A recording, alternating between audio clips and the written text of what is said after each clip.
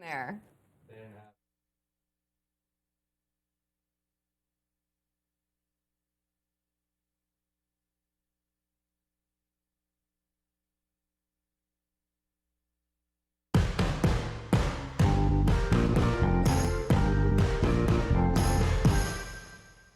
Hey, I'm Sarah Gonzalez. Welcome to the news and why it matters. Glenn bailed on us.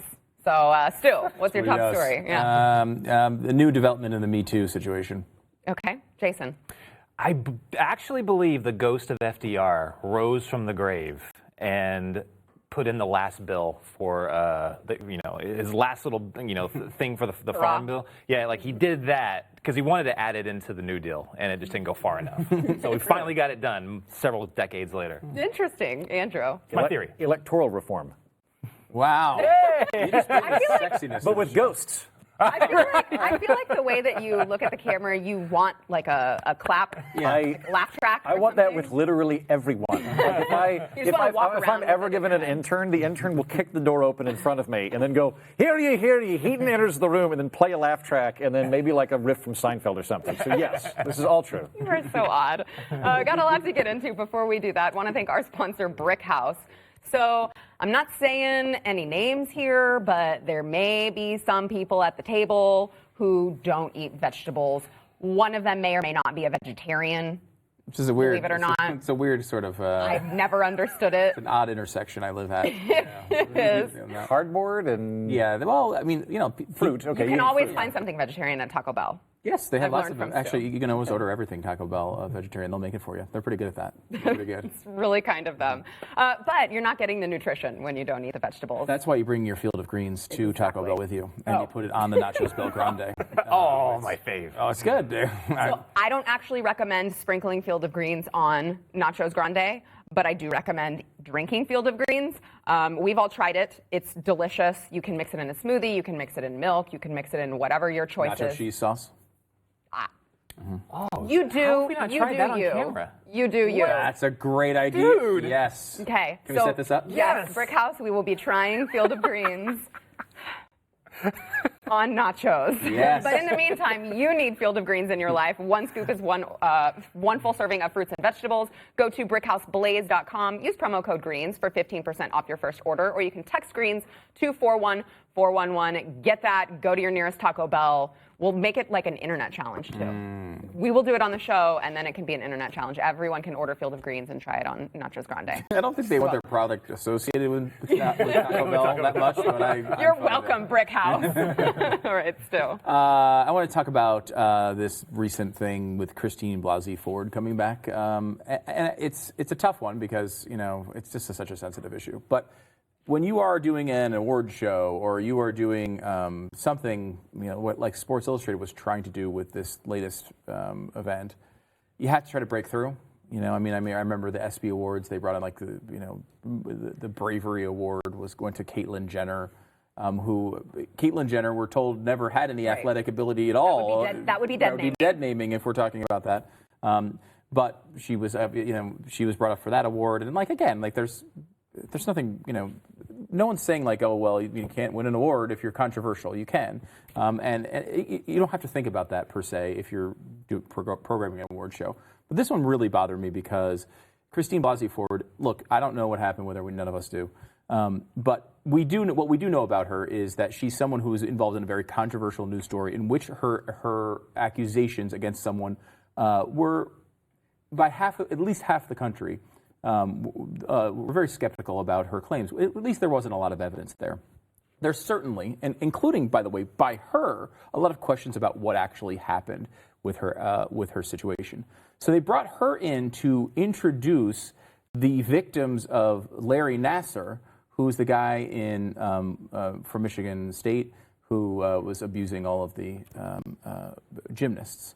And so before we get into the next part of this, let's watch the actual clip and you can watch for yourself.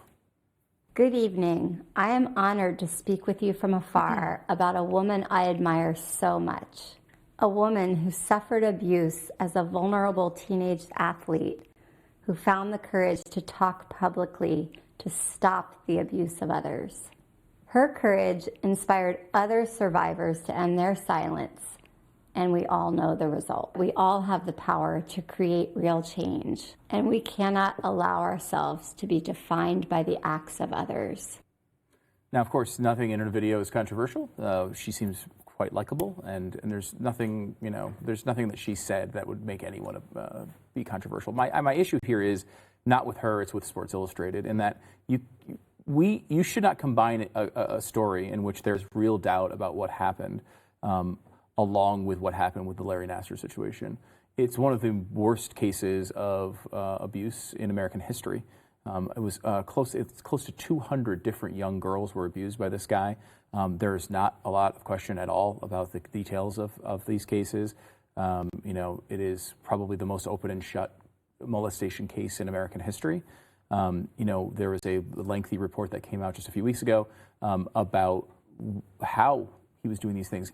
Many of these molestations were happening in front of the parents.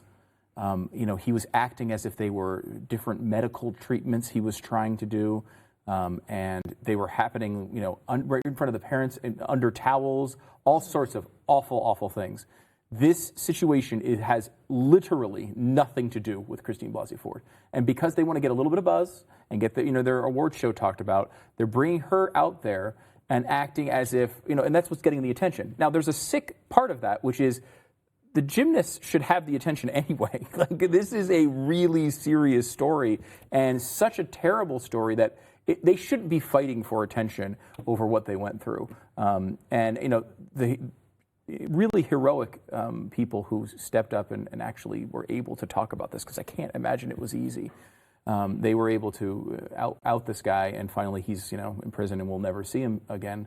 But I feel like when you take someone like Blasey Ford and you put them as the spokesperson for a case like this, I feel like it really mixes two things that shouldn't be mixed. This is you're trying to get attention. You're adding a political element into a story that doesn't need it. And a lot of times we see this with you see this all the time with different charities and functions like this, where you get that sort of hot political issue where it's going to get a lot of buzz and people arguing about it online to get attention for yourself. Is that the right use for a story like this? Are you really honoring the victims of Larry Nasser by trying to promote your own little show by mixing this up with it? There's nothing wrong with look, a lot of people do believe that Blasey Ford was a victim and told the truth, and I understand that. But I just feel like it was really tasteless. You're also expanding one more realm we can all fight in. Great, because if there's anything we need, it's more places to argue about politics in America right now. And that's like I'm not remotely sporty. I don't like I've no. We couldn't tell. I have bought Sports Illustrated before, like for the annual swimsuit edition. Yes, I've done that. We all figured that. But I have no idea. Like, is lacrosse? I don't know. I don't really care either. And same with the Colin Kaepernick deal. I wasn't offended by the kneeling. That doesn't faze me. I just don't have that. I know a lot of people that they viewed it as blasphemy. I don't care. I don't care about football. But it did bother me that something that had kind of been politically neutral then became yet another way to fight. And that I kind of see that happening here, where these are important issues and everything. But there's kind of this impulse right now where anytime someone stands up and goes, you know what, I'm going to make a political point, everyone's like, yeah. And I'm like, you know what? Actually, like, we're kind of starting to come apart right now. Maybe we should have a couple of things that we just sort of declare as reasonably neutral ground. Yeah. And by the way, Nasser, like, horrific, terrible, awful, but also not political. No one's pro Nasser. No one, like, it's not. No, it's not a. There's no red and blue element there. There's just flat out evil. Right, and we were all, and we still are, all on the same side on that one. We were all fighting together, right, to make sure Larry Nasser never gets out of prison. So that's good.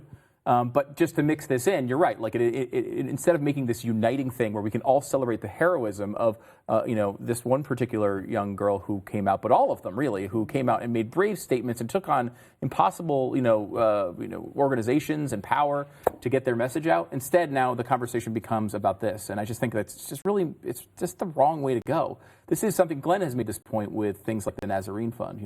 People will talk about. All the stuff going on, and the abuse of people in the Middle East, and it's like, well, we should be able to come together on that.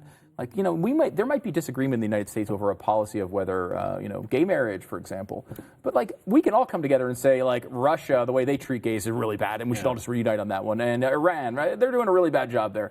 there's no reason we can't just come together on those things. And when you try to like insert your little political points into it, it just spoils the whole thing. It's interesting that just the shift in politics and sports. Like I don't ever remember this much politics and sports before.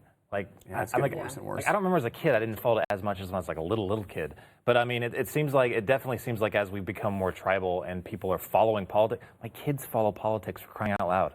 Yeah. Like their friends follow politics. I'm like, what are you doing? I hear their phone calls. A lot of times they're talking about politics. Like my daughter's like, oh my gosh, did you hear what Trump said? I'm like, why are you even listening to him? Right. Concentrate on something else that kids should be, playing or something. Yeah, I mean, they used to have, there was never really to politics in sports, or at least there was some. And then I remember when Outside the Lines started on ESPN, which I know, of course, obviously you watch all the time. Oh yeah, I go to sleep to that. Yeah, okay. I can't wait for Betsy to give Mitz Betzian's a great one. Analysis. But I mean, Mitz Betzian brought that show to the air, and it was a once a week thing that happened early Sunday morning. I remember I would turn it on before the games, and you'd watch the show. Now it's daily. There's so much stuff going on outside the lines of the field and the court that they have to have a daily show. That's not a good development. Fox for Sunday's games, on the pre-show, they were like, "We want to show you what the players in Chicago are doing for social justice." I'm like, "Why?" It's interesting because didn't ESPN tweet out recently? They just said that they were going to move away from politics because of their ratings. So it's like they bailed on. They've noticed that their rating shift has been because of their political theme. And ESPN. The new guy. So all these other companies aren't taking the hint, apparently. Well, they want to bring it back. That is an interesting development. If you're looking to make a splash, then you want to do it. If you're looking to sustain ratings, I don't know if that's going to be, a winning strategy. I think the temptation's obvious. Like, as much as I'm being critical here, you know what? I wouldn't even have known that Sports Illustrated was having this award show and giving this award to them, though they deserve it, if it wasn't for this, right? So I understand the temptation. We are in this business, right? Like, I get it. But, I mean, there are certain things that if you can just elevate yourself for a couple of minutes to avoid turning them into political nightmares, like, you should do it. And this is a really good example of it. ESPN's just fighting a losing battle on this because, like, before there was nowhere to go to get, highlights and stuff. Now you can get that everywhere. It's like literally on demand. No one's staying up. Yeah. Like they probably might actually end up losing ratings because if you're not making a shift into something else, this is the battle that's happened there. And the guy who's in charge now of SportsCenter has been there for 1 million years and was like a producer back in the old days when they were doing actual sports. And that was the philosophy. That's why the politics happened. It's not like because everybody who works at ESPN is mega liberal or whatever, although there's certainly a lot of that. It was because they were like, well, if we keep just trotting out highlights, people are all watching them online. What are we going to do? Yeah. They're trying to take it back to that. Because again, like there's enough interest in sports where you can maintain it with people just talking about the actual games and just the bits that have to penetrate that world. You don't need to make it up. And that's what they're constantly doing. We have that oftentimes going in the break room, and I think sportscasters speak with a higher degree of moral certainty and alarm than General Patton did at any point while planning the Normandy invasion. I watched them like, wow, they're really fired up about this. They know it's a game, right? All right, FDR's Ghost when we come back. Yes. Anything, basically. I don't want FDR coming back. We had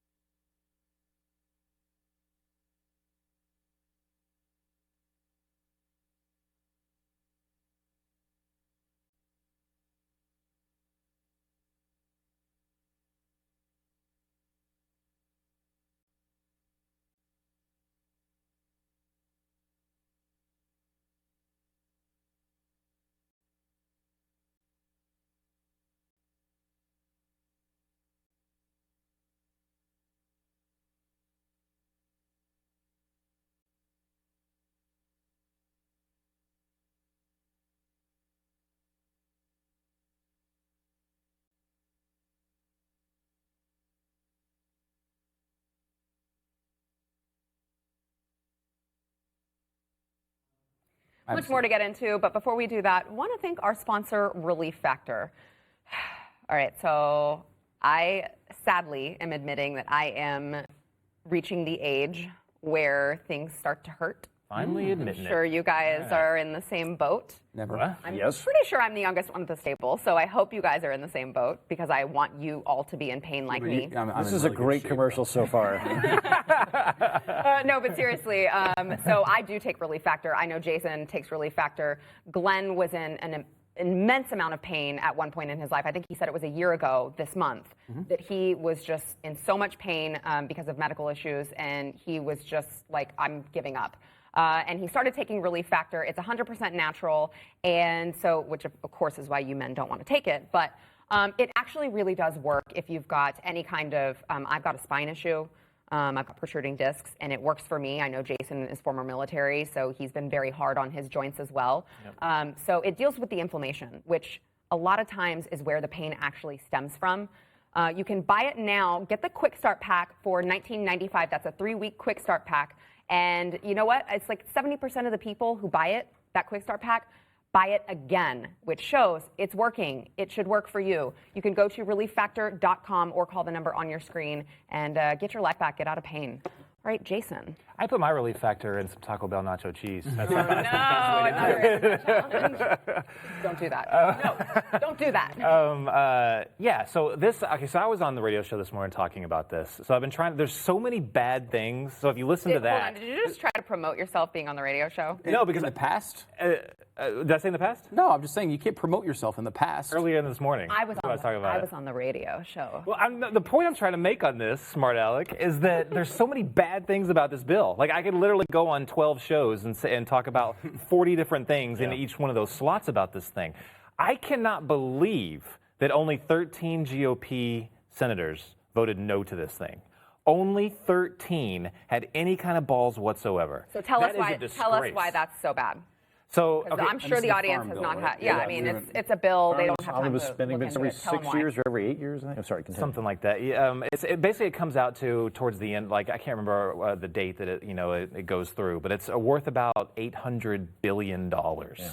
$800 billion. There's the things that I mentioned before are, price controls, all kinds of market manipulation type stuff. I've never even studied one of these things before. I'm kind of glad because it probably scared me. It's quasi-socialist. There's a lot of stuff. Yes. And yeah, it's like my family. I come from a farming family. This isn't for the benefit of farmers. It's not. It's for the. It ends up helping really big businesses. That's what I was going to say. The way they do it, at least historically, I have not looked at the legislation, but I assume it's still in there. Historically, the way this works is you're given a subsidy based on the amount of acres you own. Not on the amount. Now, I don't think you should subsidize lifestyles anyway. Like, I, as a comedian, do not deserve your money. I do if you're going to voluntarily give it to me. I shouldn't take it from you using force of law. But that said, though, if that were your goal, was to support small American farmers, then you would want to give it to them based on a head, the amount of people. With this, it's the amount of acreage. So if you've got, a farm the size of Iowa, you get paid so much money for that. And then you turn around and you buy out the small farmer, which is one of the reasons small farmers are going away, because their kids sell out to the big companies. Small farmers make on average about $118,000, $120,000 a year. Now, that is pennies if you think about all the overhead costs that they have to incur to keep that going. Right. Tractors, that's gross. everything. That's not profit. Right. Okay. I mean, it's insane. So it's extremely hard for them. Now the subsidies that they've added into is if you drop below a certain income level, then you get the money. So, and again, there's all sorts of things wrong with that just right there. But the people that benefits, just like what you were saying, is anyone that drops below, the threshold is $900,000 a year. $900,000 a year. So that means only the mega big, like the big farm industry, companies or whatever. They're the ones that are getting all the cash off this. Now just think about that for a second. All the Democrats voted for this too. All the Democrats should be ridiculously against this, because if you're all about the little guy, right. You're basically, you just voted on something that just benefits the big, like their catchwords, big pharma, big corporations, big farm. That's what that's who this benefits here. Not the little guy, not the guy that's struggling, just the other ones. And a few other things on this as well. Gosh, I could talk about this all day long. It's such a dumpster fire. This like the ghost of Barry Goldwater should be percolating in your blood when you read about the Farm Bill. Oh my gosh. So again, there's another thing about they give so. There's subsidies that they'll give, or there's money that they'll give to like some of these companies that just own the land. So a lot of big companies will just buy up farmland, and so they'll buy up this farmland with the intent of not using it all, or just using certain crops and not growing certain other things. Well, and it's a big time business. At times we pay people not to grow crops. I don't know if that's in this particular bill, but sometimes they do that to try and keep the market from blah blah blah blah blah. So you can own a fallow plot of land. Right. I think I'm eligible for my plastic plants for farm subsidies this year. I used to get money off of Farmville, but that was still a thing. It's like it's not a good program. But that money will go to the big company that owns the land. It won't go to the farmers that are actually working the land.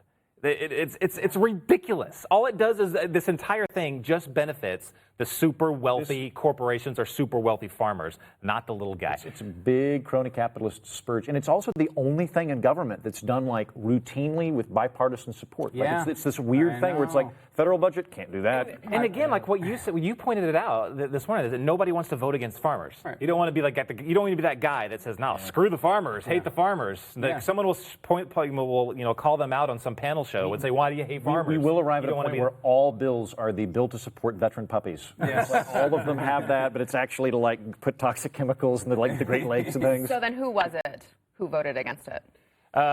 Mike Lee voted against it. Probably Rand Paul. Rand Paul voted against it. Ted Cruz, you are done to me.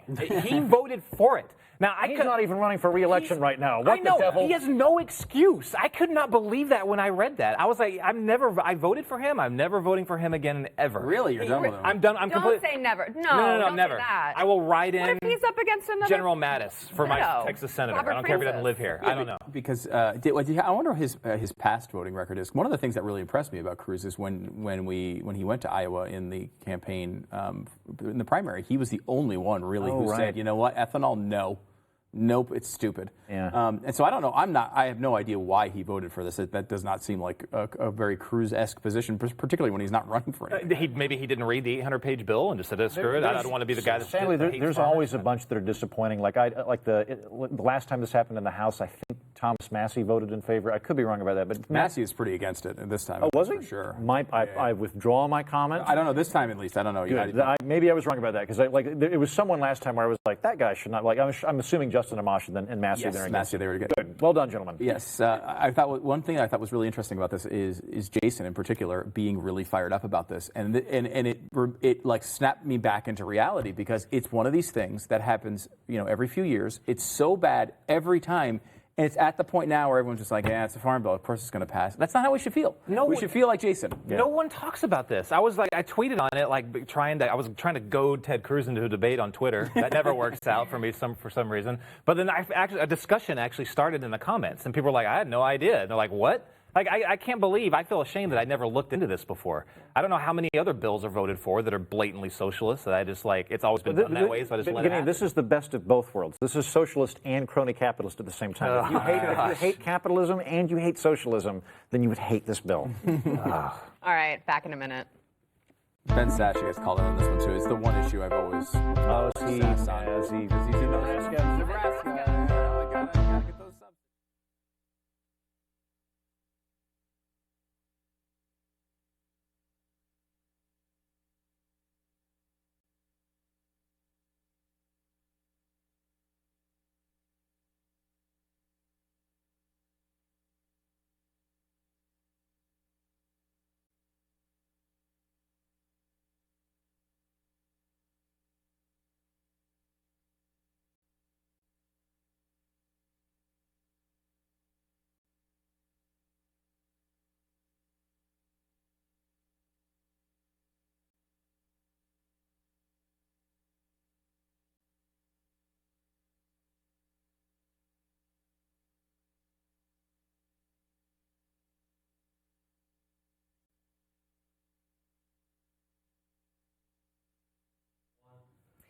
Andrew, you said electoral reform? Electoral reform, brace yourselves, viewers.